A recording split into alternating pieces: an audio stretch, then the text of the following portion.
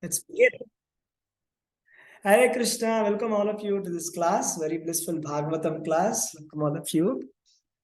So let's begin now. Just here. Right. Okay, so we are in Canto number 3 and we have covered 7 chapters, and today we are doing the chapter number 8. Manifestation of Brahma from Garbhodaka Shayi Vishnu. Maitreyo Vacha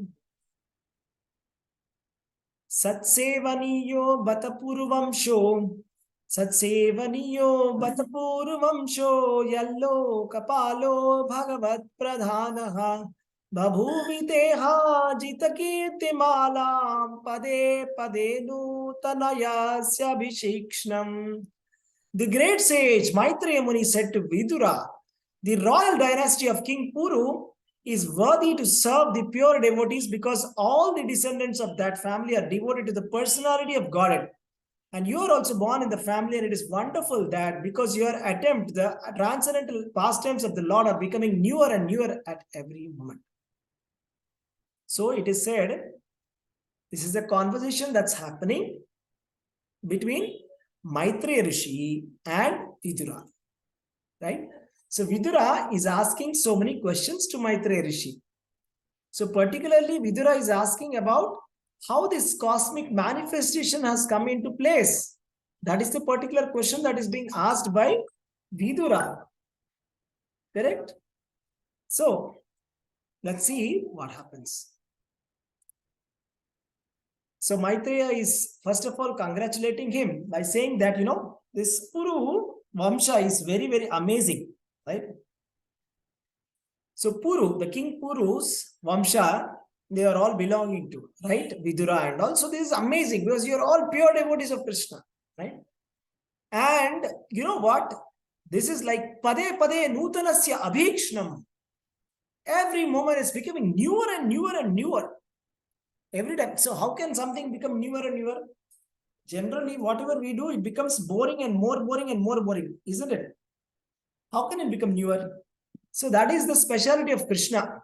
He is ever fresh. Anything in connection with Krishna is always fresh. How many ever times you might have read Bhagavad Gita? If you open it, it is new. How many ever times you have heard Bhagavatam? If you open it, it is new.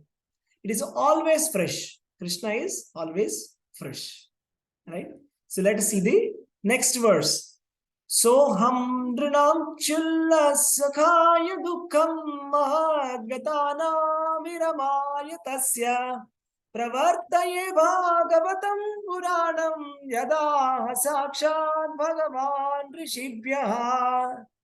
Let me now speaking on the Bhagavata Purana. Let me now begin speaking on the Bhagavata Purana, which was directly spoken to the great sages by the personality of Godhead for the benefit of those who are entangled in the extreme miseries for the sake of very little pleasure. So, this Srimad Bhagavatam was spoken by whom to whom? Very interesting. Srimad Bhagavatam was spoken by the Supreme Personality of Godhead to the 4 rishis. Who are those 4 rishis? Sanaka, Sanandana, Sanat Kumara, and Sanat Sujata.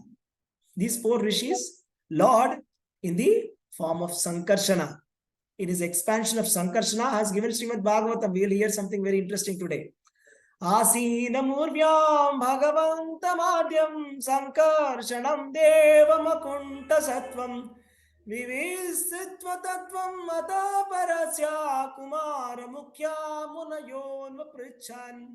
Some time ago, being inquisitive to know, Sanat Kumara, the chief of the boy saints, accompanied by other great sages, inquired exactly like you about the truths regarding Vasudeva, the Supreme, from Lord Sankarshana, who is seated at the bottom of the universe. So, what has happened is, Sanat Kumara, the chief of all these 4 Sanaka Sanandana, that is the 4 sages, is the chief is Sanat Kumara. So he asked the truths about the supreme world. He wants to understand, how Hare Krishna Prabhuji, sorry for interruption. We are unable to hear you. really? Oh, volume is low. Voice is gone low, Prabhuji. Can't hear Prabhuji. Hare Krishna, Prabhuji. Okay.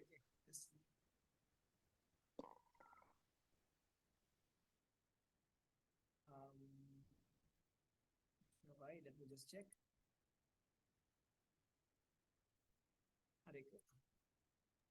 Hare Krishna, Prabhuji. Can't hear. Hare Krishna. Hare Krishna, can you hear me now? Hare Krishna. Is it better? Hare Krishna. Now it is better, Prabhuji. It's better, but still it's low, Prabhuji. No. Second.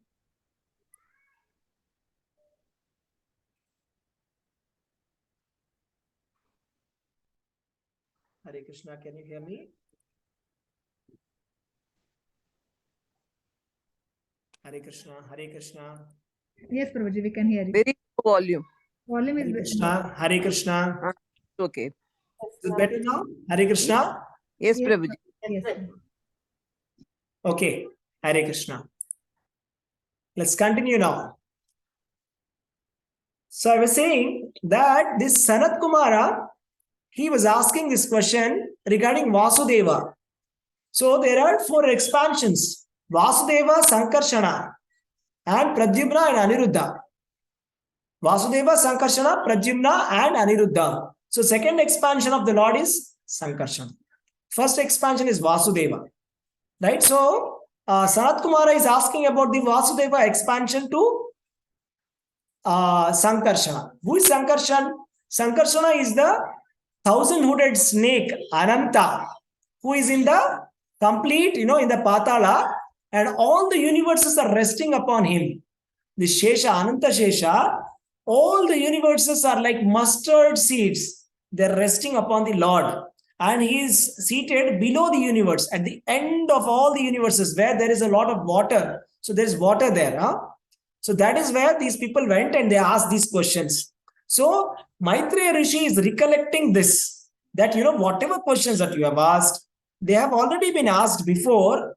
Let me tell you what was the answers that the Lord gave to these 4 Kumaras. And then how it came through Guru Parampara, I will connect and then I will tell you. Okay. So then what happened is, at that time, Lord Sankarsana was meditating upon his Supreme Lord, whom the learned esteem as the Lord Vasudeva. But for the sake of the advancement of the great learned sages, he slightly opened his lotus-like eyes and began to speak. So what happened is, Sankarsana was meditating upon Vasudeva. That is, Sankarsana is none other than Balarama. And Vasudeva is none other than Krishna. So Balaram is always meditating upon Krishna. Right? So he was meditating upon the Supreme Lord, and he opened his lotus-like eyes and he began to speak. Right? So this is the Anantashesha speaking. So what is he saying? Swadhunyudadrai swajata kalpair upasprisanta charanopathanam padmam yadachantyadiraja kanya sapremanana balibir varathaha. The sages came from the highest planet down to the lower region through the water of the Ganges, and therefore the hair on their heads was wet. They touched the lotus feet of the Lord, which are worshipped with various paraphernalias by the daughters of the serpent king when they desire good husbands. So their hair became wet because they had to come through the water, right? They had to come to the lower regions from the highest planet. They stay in the Brahmaloka, and Lord Sankarsana stays below that, Patala also. So they had to come to the lowest planetary system, and below that, at the end, there is Lord. That is why it is said, there is a nice, in the Narayana Sutram, it says, Adhascha Narayanaha, Urdhvascha Narayanaha. Means it says, if you see above also, there is Narayana. Right? In the Supreme Personality of Godhead is there in the highest planetary system, in the Golok Vrindavan. If you see below also, there is Narayana. If you see around also, there is Narayana. If you see inside also, there is Narayana. So everywhere there is Narayana. Right? So then what happened? Muhur grananto vachasanuraga skalat padenasya kritanti tajnyaha kirita sahasramani praveka prayodidadhama phana sahasram. The 4 Kumaras headed by the Sanat Kumara, who all knew the transcendental pastimes of the Lord, glorified the Lord in rhythmic accents with selected words full of affection and love. At that time, Lord Sankarsana, with his thousands of raised hoods, began to radiate an effulgence from the glowing stones of his head. So, Lord Sankarsana has got 1,000 hoods. Sahasra Sirusha. There are thousands and thousands and thousands of heads. Because it's like a 1,000-headed snake. 1,000 means not only 1,000, infinite heads are there. And each of the head, there is a glowing stone on that head, right? Which is glowing, which is giving a radiant effulgence from the head. And that time when all the Sanat Kumara and all the four Kumaras, they chanted the Vedic hymns out of love. Then what happened? Let us see. Proktam kilaitad bhagavatamena nivritti dharma birataya tena sanat kumaraya chacha prishta sankhya nanyanga drita vrataya. Lord Sankarsana thus spoke the purport of Srimad Bhagavatam to the great sage Sanat Kumara, who had already taken the vow of renunciation. Sanat Kumara also, in his turn, when inquired about Sankhya Muni, explained Srimad Bhagavatam as he had heard it from Sankarsana. So what happened is, Lord Sankarsana spoke this Srimad Bhagavatam to Sanat Kumara. And Sanat Kumara spoke this to Sankhya Muni. So this is the disciplic succession. So first is hearing, then is chanting. First we hear from the spiritual master, and then we chant, that is we glorify. So this is the process. This is the process of Shruti Parampara. Hearing and glorifying. Hearing and glorifying. Shravanam Kirtanam. Shravanam Kirtanam. This is the process of getting renounced. Or it is a process of getting liberated. Right? So that is how when Sanat Kumara heard it first, and then he explained it to Sankhya Muni. That's how this parampara went on. He's talking about this parampara. Parampara system that started from Sankarsana to Sanat Kumara to Sankhya Muni. Sankhya Paramahamsya Mukhyo Vivakshamano Bhagavat Vibhutihi Jagada Sosmad Gurave Namityaya Parasharaya Tabrihaspatescha. The great sage Sankhya was the chief among the transcendentalists. And when he was describing the glories of the Lord in terms of Srimad Bhagavatam, it so happened that my spiritual master Parashara and Brihaspati both heard him. So who spoke? First Sankarsana spoke to Sanat Kumara. Sanat Kumara spoke to Sankhya sage. And Sankhya spoke Srimad Bhagavatam, from whom the spiritual master of Maitreya Rishi, that is Parashara Rishi, along with Brihaspati, both of them heard. So when Sankhya Rishi spoke, who heard? Brihaspati and Parashara.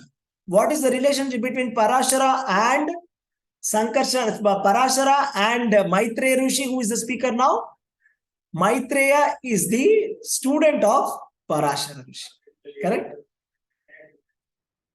Pravacha mahyam sadayalurukto muni pulatsena purana madhyam soham tamaitat katayami vatsya Shraddha Valene Tyamanovataya. The great sage Parashara, as aforementioned, being so advised by the great sage Pulatsya, spoke unto me the foremost of the Puranas, Bhagavatam. I shall describe you this before you, my dear son, in terms of my hearing, because you are always my faithful follower. Who is speaking to whom? Maitreya Rishi is telling to Vidura that this great sage Parashara, who happens to be my spiritual master, because he was advised by Pulatsya sage, he spoke this Bhagavat Purana unto me. Now I shall speak this Bhagavatam to you. So this is the Guru Parampara that's going on. Udaplutam Vishwamidam Tadasid Yannidrayami Litadrinyamilat Ahindra talpe dishayana eka krita chana swatmaratau niriha. At that time, when the three worlds were submerged in water, Garbhodakashayi Vishnu was alone, lying on his bedstead, the great snake Ananta. And although he appeared to be in slumber, in his own internal potency, free from the action of external energy, his eyes were not completely closed. So now he's saying that at that time, when the three worlds, he's now telling about the creation of the universe. You know, how the universe got created. Originally, there was only Garbhodakashai Vishnu who was alone sleeping on the Ananta Shesha. He was sleeping on the Ananta Shesha, right? And this Ananta Shesha, although he appeared to be in the slumber, his eyes were not completely closed. So whatever sleep that Krishna does or Vishnu does, it is not sleep, it is not nidra, it is yoga nidra, right? He'll be meditating upon how his energies are working. Sonta sharirer pita bhuta sukshmaha kalatmikam saktim udirayanaha uvasa tasmin chalile pade sve yatanalo darunirutta virya. Just like the strength of the fire within the fuel wood, the Lord remained within the water of dissolution, submerging all the living entities in their subtle bodies. He lay in the self-invigorated energy called Kala. This time is called as the self-invigorated energy of Krishna. This Kala, whatever you are seeing, right? The time, potency of time. Krishna says in Bhagavad Gita, no, time I am. I am the great destroyer called time. So this time is the representative of Krishna. So he was laying in this self-invigorated energy called Kala. And he was just looking like the fire within the fuel wood. There is called as Aruni and Aruni. There is something called as a Aruni kind of a fire is there, wood. You know, for starting the fire of the ritual fire sacrifice, what they will do, they'll have some instrument where they will very quickly they will do like this. So fast that, you know, it will start, fire will start. So from where did fire come? Right? By rubbing two woods, from where did fire come? So without fire, how can wood become fire? That means there is fire hidden within the wood. Similarly, the Supreme Personality of Godhead, he appears like that. He's not directly seen, but he's there within the wood. Just like the fire within the wood is the active principle, right? Which cannot be seen. Chatur yuganam cha sahasram apsu swapan svayodi rataya swakshaktya kalakya sadita karma tantro lokana pita dadrushe swadehe. The Lord lay down for thousands of cycles of 4 yugas. In his internal potency and his by external energy, he appeared to be sleeping within the water. When the living entities were coming out for the further development of their fruitive activities, actuated by the energy called Kala Shakti, he saw his transcendental body as bluish. So what happened is, Lord Garbhodakashai Vishnu, he sleeps for 1000 years, Chaturyugas. That is what Krishna says in Bhagavad Gita. Chaturyuga, Sahasra Yuga Paryantam means for 1000 years, everybody will go to sleep along with Vishnu. After that 1000 years, that is 1000 Chaturyugas, that is one night of Brahma. After that one night of Brahma, Brahma will be again starting his creation. Tasyartha sukshma binavishta drishter antargatorto rajasataniyan gunena kala anugatena vidya sushvyam stadabhidya tadabhideshat. The subtle subject matter of creation on which the Lord's attention was fixed was agitated by the material mode of passion, and thus the subtle form of creation pierced through his abdomen. So see how the universe is created, how it is starting. So everything is agitated by the material mode of passion. If anything has to start, material mode of passion is required for anything to start. So agitated by the material mode of passion, then the subtle form pierced from his abdomen. So something is going to be born out of his abdomen now. What is that? Sapadmakosha sahasodhatishtat kalena karma pratibodhanena sarochi sata chalilam vishalam vidyotayan arkaivatma yonihi. Piercing through the sum total form of the fruitive activity of the living entities took shape of the Lord, of the bud of the lotus flower, generating from the personality of Vishnu.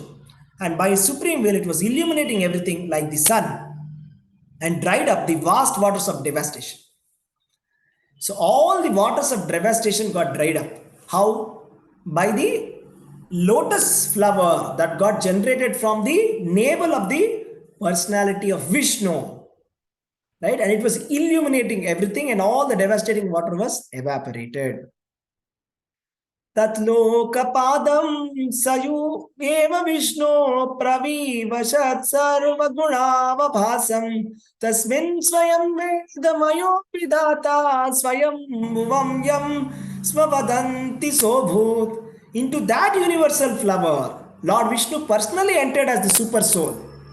And when it was thus impregnated with all the modes of material nature, the personality of Godhead, of personality of the Vedic wisdom, whom we call self-born, was generated. So first what happened? The Lord entered inside the navel. Lord entered inside that lotus flower first of all. Because without Lord entering, without Paramatma, nothing moving and non-moving, nothing can start. First Paramatma entered. That is Kshirodakashayi Vishnu. And then it was impregnated with all the modes of material nature. Then Swayambhuva is Lord Brahma was born. Lord Brahma was born here. This is the birth of Lord Brahma.